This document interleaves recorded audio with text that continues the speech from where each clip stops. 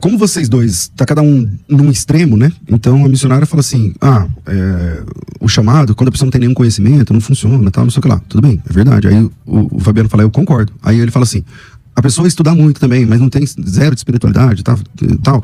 Aí ela vai dizer, também concordo. Mas concordo. Você não concorda? Não, porque, tipo assim, quem fala isso é adepto da letra mata, né? A letra mata é ignorância com relação... Mas não é isso que ele tá falando. Não. Ele tá dizendo assim, que a pessoa que se perde, ele concordou com você, a pessoa que se perde, tem gente que se perde nos estudos. Aliás, as heresias mais profundas, mais capciosas, são dos doutores, não são dos leigos. Entende? Então, mas eu queria saber assim, é claro que em cada extremo vocês estão certos, né? Ela tá certa quando ela fala assim, inclusive, tem que estudar, é verdade. Ele também tá certo, não adianta só estudar, tem que ter também a vida espiritual. Mas qual que é o meio do caminho? Tipo assim, é uma obrigatoriedade ter um curso teológico, na sua opinião, missionário? Então, quando ele fala de relação, a relação é algo bem pessoal. Eu não posso trazer minha teologia para a experiência, porque aí eu já anulo aqui o sentido das escrituras. Quando Jesus exortou os fariseus ali, os saduceus, dizendo que eles erravam porque não conheciam as escrituras, e quem não conhece as escrituras não conhece o poder de Deus, Jesus poderia dizer assim, eu não estudei, estou aqui onde estou, mas o próprio Jesus estudou. Então, assim, é muito mais fácil hoje também ser herege sem estudar. É como eu trouxe aqui esses argumentos dessas igrejas. Por exemplo, a CCB, ela tem o pecado do adultério como uma blasfêmia contra o Espírito Santo, que mas é a algo irmã que não está confundindo o tema, porque estudar é uma coisa que é bem clara para um pastor. A irmã talvez está confundindo o tema, formação teológica e estudar. Eu estou trazendo base para o argumento que eu tenho para defender, que é esse. Né? O próprio Jesus estudou, e se ele estudou, e Paulo também estudou, porque Paulo disse que o que eu recebi, não recebi de homem, mas ele tinha sido educado aos pés de Gamaliel. Moisés, ele havia sido doutrinado em toda a ciência do Egito. Então a gente precisa considerar que a quem mais é dada, mais será cobrado. E quanto mais preparado eu estiver, mais altos voos Paulo despertou a partir da relação com Jesus ou foi a partir dos pés de Gamaliel? Ambos, mas através do conhecimento e do relacionamento com Jesus. Se não houvesse a relação com Jesus, funcionava?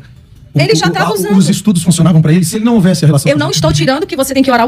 Não, você tem que se preparar e tem que ter sua vida de oração. A senhora está falando que não pode trazer para a experiência. Só que a vida de Paulo com Cristo foi uma experiência. E foi a partir dali que funcionou o ministério dele. Mas não foi só isso. O Paulo era conhecedor das escrituras, ele era conhecedor da palavra. Mas não funcionou. Funcionou? Funcionou. Antes da relação com Cristo, funcionou o conhecimento da... Não, eu não estou falando de antes, eu estou falando do momento que ele veio para Cristo. Eu não estou falando de pastor que não tem compromisso com Cristo. Ele tinha conhecimento antes de vir para Cristo. Mas ele tinha conhecimento, mas ele não tinha tido uma aproximação de Cristo, um conhecimento íntimo e pessoal com Cristo. O que eu estou querendo dizer aqui é que não adianta nada você ter estudo, nisso eu concordo com você, não adianta nada ter estudo se não tem comunhão, não tem espiritualidade. E sim, aqui passam vários hereges também. Mas eu digo uma coisa. Quando eu falo espiritualidade, hoje... eu não falo de coisa, eu falo de uma relação real com Jesus. Eu não falo de profecia, eis que te digo, coisa desse tipo. Olha, Lucas 4,16 diz, Jesus chegando em Nazaré fez o quê?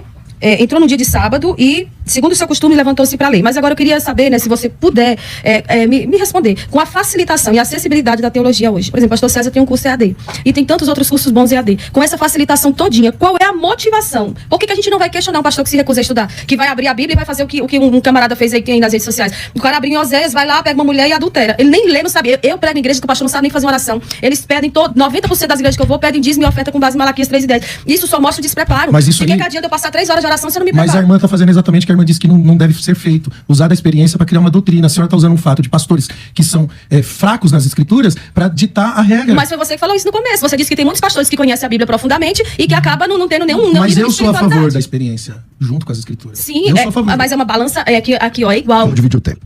Fabiano, fala.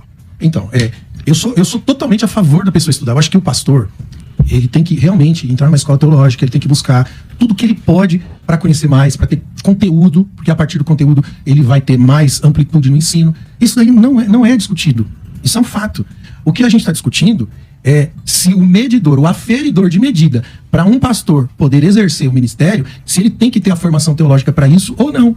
E aí, no meu ponto de vista, eu não vejo isso como um aferidor de medida para dizer que o cara só pode ser pastor se ele passar por uma escola acadêmica de teologia.